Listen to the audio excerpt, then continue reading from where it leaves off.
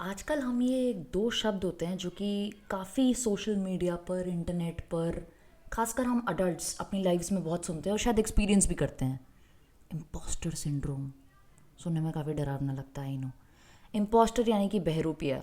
मतलब I think मैंने क्या सबने अपने लाइफ में एक्सपीरियंस किया है, जो भी 18 एंड अबव है, कि no matter where you are in life, आप कहीं पर भी हो ज़िंदगी में, आपको ऐसा लगता है अंदर से एक एक सेल्फ डाउट आता है कि हो सकता है कि आप जितना कह रहे हैं आपको जितना आता है, शायद उतना आपको आता ही नहीं है। और शायद कोई दिन किसी दिन कोई आकर के आपसे आपकी पोजीशन छीन लेगा, क्योंकि उसको पता चल जाएगा कि आप एक्चुअली में असल जेन्युइन इंसान नहीं हो जिसको ये सारी चीज़ें आती हैं, और आप एक बहरूपी हो जो कि सिर्फ ऐसे इंसान की एक्टिंग कर रहा है जिसको ये सब चीज़ें आती हैं। या एक इम्पोस्टर या एक बहरूपिया बन रहा है।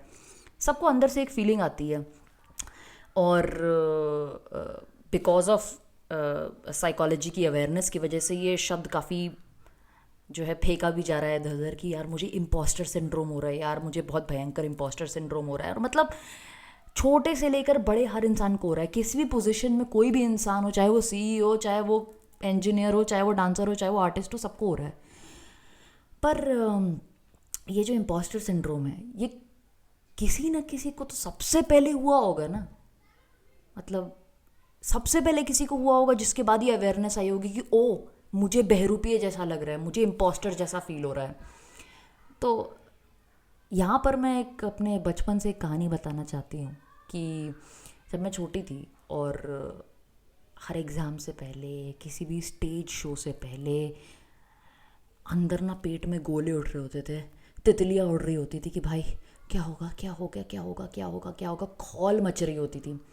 तो मेरे दादाजी जो उस समय जीवित थे, वो मुझे कहते थे कि बेटा तारिणी, तुम्हें ना, तुम हमेशा भूल जाती हो कि तुम्हें क्या आता है, तुम्हें ना हनुमान की तरह अपने बल की याद दिलानी पड़ती है।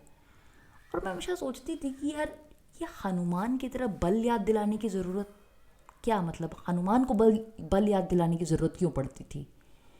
तो ये एक मेरी थियोरी है कि शायद सबसे पहला इम्पोस्टर सिंड्रोम ना हनुमान जी को हुआ था, तो इसीलिए शायद उसको हनुमान सिंड्रोम भी बोला जा सकता है। ऑफ कोर्स ये मेरे दिमाग की एक थ्योरी है। तो इसके लिए मैं वो कहानी सुनाती हूँ जहाँ पर सबसे पहली बार हनुमान को इम्पोस्टर सिंड्रोम हुआ था। तो जब हनुमान छोटे थे, यू नो उनको सारी शक्तियाँ सारे देवताओं ने दे रखी थी। वो वायु पुत्र थे, तो उनके पास हवा से ऊंचे उड़ जाने की ताकत थी। और क्योंकि वो एक छोटे लड़के थे, उनके अंदर बेपनाह एनर्जी थी कि कहाँ ना चले जाएं, कहाँ ना कूद जाएं, क्या ना खेल लें। तो हमेशा किसी न किसी वजह से वो मुश्किल में फंसते रहते थे, क्योंकि बदमाशी करने से बाज नहीं आते थे। और अब बदमाशी करने से बाज कैसे भी आएगा इंसान जब उसके अंदर इतनी एनर्जी, अब उसको घर में बंद करके तो तुम रख नहीं लोगे। तो पहले तो उन्होंने, ये तो बहुत फेमस कहानी है कि उन्होंने आसमान में जा कर के सूरज को मुंह में डाल लिया था और अंधेरा हो गया था, जिसके बाद इंद्र ने आकर के उनके हनु पर प्रहार कर दिया था, जिसकी वजह से जो है उनको हनुमान बुलाने लगे। ये वाली कहानी तो बहुत जानी हुई है। अब एक बार ऐसे ही इसी हरकत के बाद में वो जाकर के जंगलों में इधर उधर दौड़ना, टहनियों में कूदना, कूद कूद के एक टहनी से दूसरी टहनी से तीसरी टहनी, जितने भी जंगलों में जितने भी जानवर हैं सबके साथ खेलना। मतलब उनकी एनर्जी को रोकने वाला ही कोई नहीं था। पर हुआ क्या कि ऐसे जंगलों में ऐसे बहुत सारे मुनि भी होते थे, ऋषि भी होते थे, जो कि जो है वहाँ पर तपस्या कर रहे होते थे।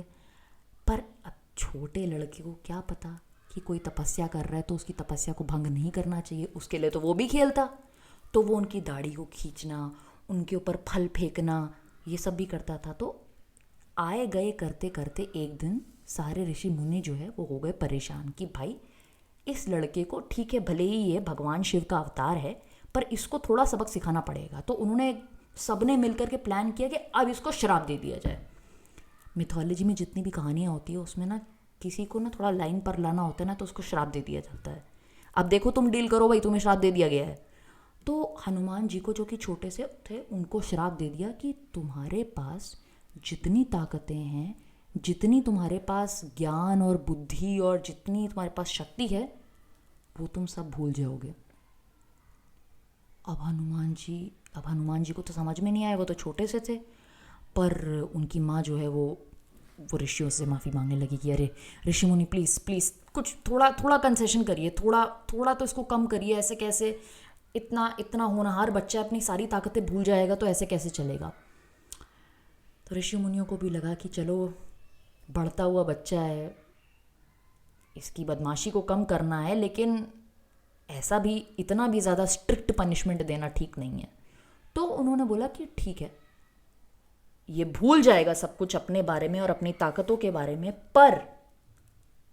पर अगर किसी ने इसको याद दिलाया कि तुम्हारे पास देखो हनुमान ये सब बल है, तो ये सब इसके पास वापस आ जाएगा। तो समझे?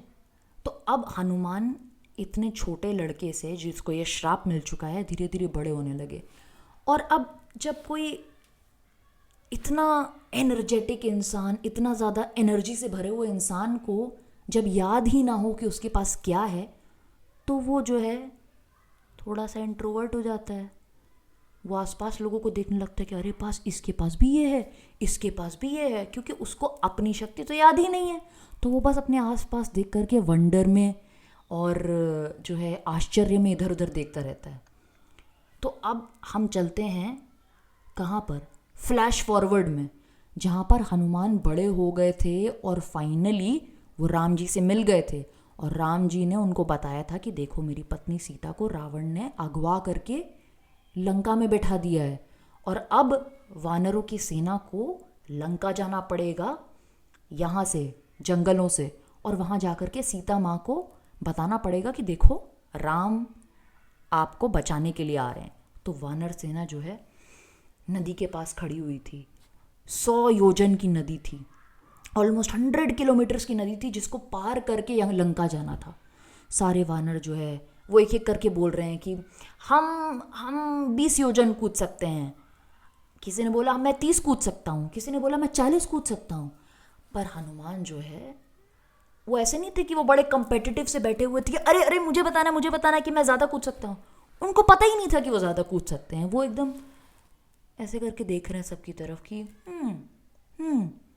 तब सारे वानरों में से सबसे ज़्यादा जो बूढ़ा वानर था, सबसे ज़्यादा जो बूढ़ा बंदर था उनमें से, जिसका नाम था जाम्बवान, वो बहुत ही बुद्धिमान और बहुत ही मंझे हुए वानर थे। उन्होंने ज़िंदगी देखी हुई थी और उनको हनुमान के बारे में पता था। तो वो हनुमान के पास आए और उन्होंने पूछा हनुमान से कि हनुमान तुम क्यों नहीं बोल रहे हो कि तुम कितना कूद सकते हो। तो हनुमान ने इधर उधर देखा और बोला कि मैं कूद सकता हूँ। तो जाम्बवान ने उनको बोला हनुमान आप स्वयं वायुपुत्र हैं, आपको पूरे दुनिया की शक्तियाँ मिली हुई हैं, आपके साथ स्वयं हवा आपका साथ देती है आपको ऊपर उछालने में, आप कर सकते हैं, तुम कर सकते हो।